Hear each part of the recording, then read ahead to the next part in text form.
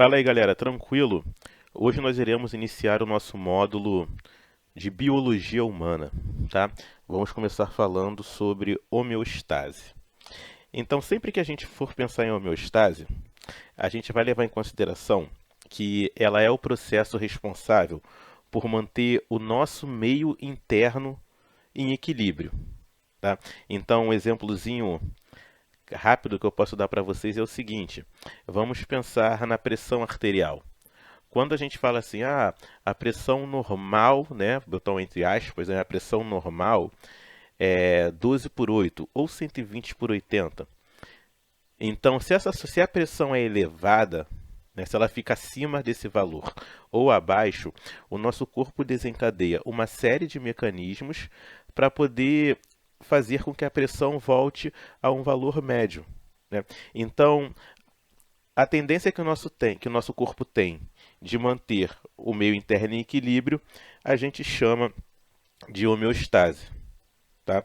E para que essa homeostase ocorra, todo o nosso corpo, né, órgãos e tecidos, eles vão executar funções que vão contribuir, né, para manter as condições que nós chamamos de normal constantes.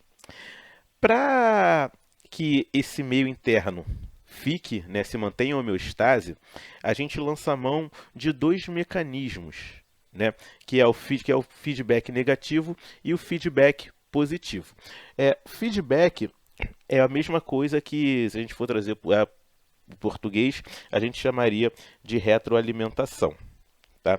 Então, o que é o feedback negativo? Toda vez que ocorre algum desequilíbrio, né, em alguma das taxas, né, então, por exemplo, na regulação da temperatura.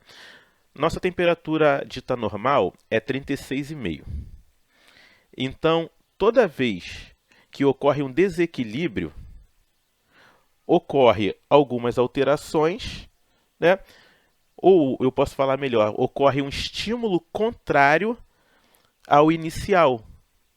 Então, se a minha temperatura aumenta, vai ocorrer um estímulo no meu corpo que faz com que ela diminua.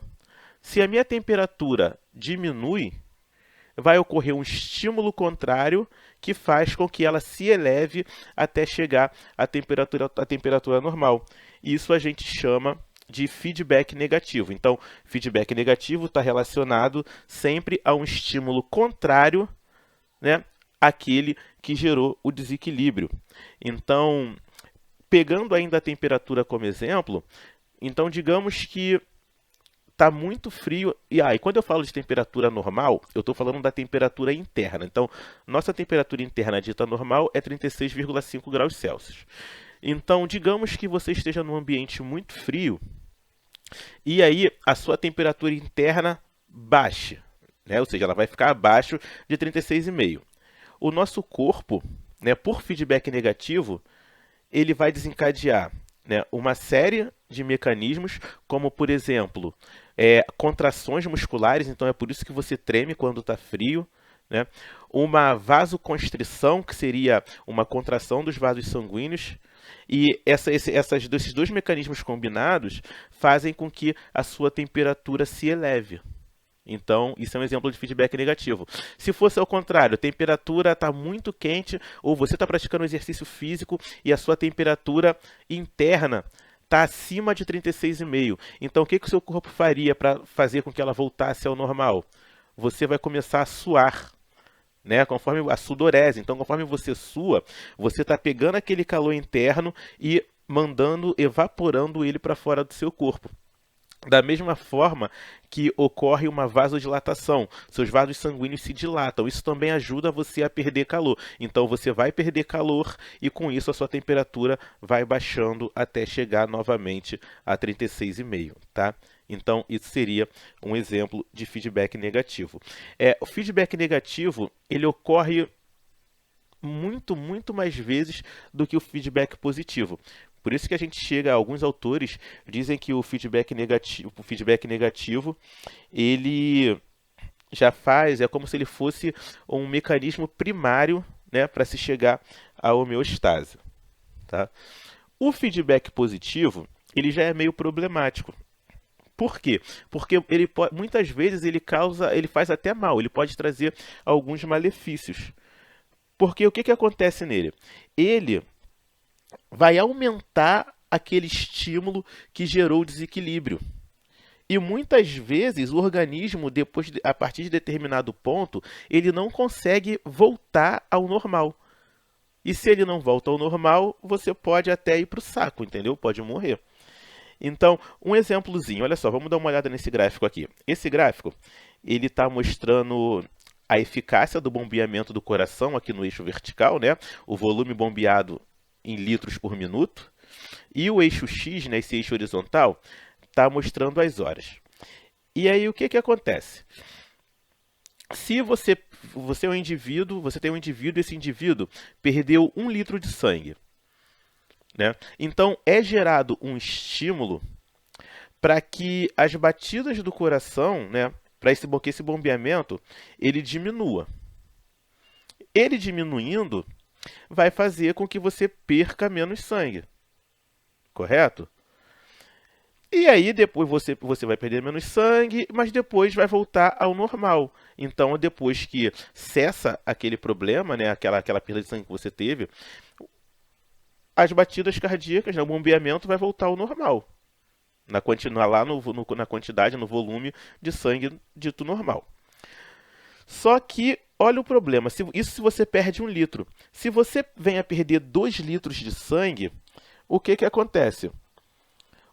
O feedback positivo, né, faz com que o coração bombeie menos sangue, certo? Só que não para. Quando você perde um grande volume de sangue, o que, que vai acontecer? O coração bombeia menos sangue, com isso vai ocorrer uma queda de pressão, o fluxo sanguíneo vai diminuir e vai chegar menos sangue para o músculo cardíaco. Se está chegando menos sangue para o músculo cardíaco, a tendência é que o coração bombeie menos sangue ainda. Então, preste atenção. Qual foi o estímulo inicial? Né?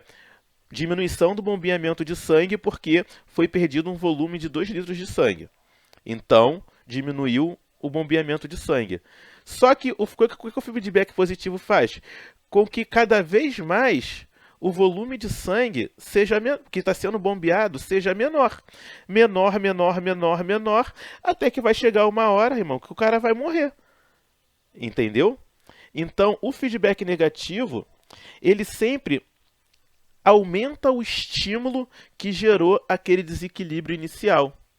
Então, isso pode ser muito perigoso. Mas aí, para não falar que a gente só fala de desgraça também, né, que tudo é morte, a gente também tem exemplos positivos, né? Tem exemplos positivos por feedback positivo, é sacanagem. Mas também temos exemplos úteis, né, para o feedback positivo. Um exemplo é a hora do parto, né? Parto, feedback positivo atua muito bem. Eu já ia falar que atua positivamente, né? Positivo positivamente, mas não. Ele atua muito bem. Sabe aonde? Nas contrações uterinas. O que, que acontece? Vocês já devem ter ouvido falar, né, que quando que a mulher acha que o bebê vai nascer? Quando está aumentando as contrações, né, as contrações uterinas. Essas contrações uterinas, elas ocorrem por causa de um hormônio chamado ocitocina. Então, quanto mais ocitocina, maior, né, ou como eu posso dizer, maior as contrações, ocorre o aumento contínuo da contração. Então, quanto mais ocitocina, mais contração. Quanto mais contração, mais ocitocina. Então, o feedback positivo, ele pega aquele estímulo inicial, que são as contrações, e vai aumentando esse estímulo. Então, conforme as contrações aumentam, você aumenta a produção de ocitocina. E aí as contrações vão aumentando, vão aumentando, vão aumentando, até que chega o ponto que essas contrações ajudam a expulsar o bebê, né? Então, quando você vê lá, tá vendo lá a tua série, e aí o seu filme, e chega aquele momento que a pessoa fala, as contrações, muitas contrações, o ritmo das contrações, né? O intervalo entre as contrações estão menores, né? Nossa, então o bebê vai nascer. Sim, porque a mulher precisa dessas contrações para poder ajudar a expulsar o bebê. E claro que eu estou falando de um parto normal, tá? Então, isso seria um exemplo útil, né? Em relação ao feedback positivo. A gente tem outros exemplos, como por exemplo a coagulação do sangue, né? Trabalho de parto eu falei, pressão arterial, mas esse já dá bem para vocês entenderem, então não vamos nos estender, tá? Ah, Irapuã, mas eu preciso realmente saber disso? Claro que precisa. Primeiro, que é o seu. É lindo a gente entender como o nosso corpo funciona, né? E segundo, porque cai na prova. Ó, questãozinha do Enem, molezinha, ó. Para manter a homeostase, nosso organismo realiza vários processos. Ah, vamos lendo aí, blá blá blá, blá blá blá, etc e tal, né? Aqui ele falou, tá falando de regulação da pressão arterial, né? E aí aqui ele fala, olha só como é que ele fala, ó. Eu vou acabar tendo que ler, né? Então, ó, quando a pressão aumenta, vai ocorrer aqui uma série de mecanismos para fazer com que essa pressão caia. Ou seja, o estímulo final ele é diferente, ele é o contrário do estímulo inicial. Então, ó, o estímulo inicial foi a pressão arterial se elevar. E o que os mecanismos homeostáticos fizeram? Que a pressão caia. E aí ele fala assim, o mecanismo de controle da homeostase descrito acima é chamado de quê? Ciclo celular? Nada a ver. Irritabilidade não, metabolismo não. Tá aqui, né? Entre feedback negativo e positivo. E o que a gente falou sobre isso? Que no feedback negativo, o estímulo ele é contrário ao inicial. Já falamos que o feedback positivo, ele aumenta o estímulo inicial. Então, como aqui a pressão aumenta e o mecanismo de homeostase faz com que a pressão caia, o estímulo é contrário ao inicial. Então, a resposta seria feedback negativo. Molezinha, né? Vou julgar que a partir desse momento, falou de homeostase, agora vocês já estão craques. Tranquilo? Vou encerrar por aqui. Próxima aula, a gente vai falar da regulação de alguns mecanismos de regulação.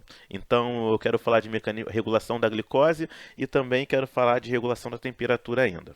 Até mais.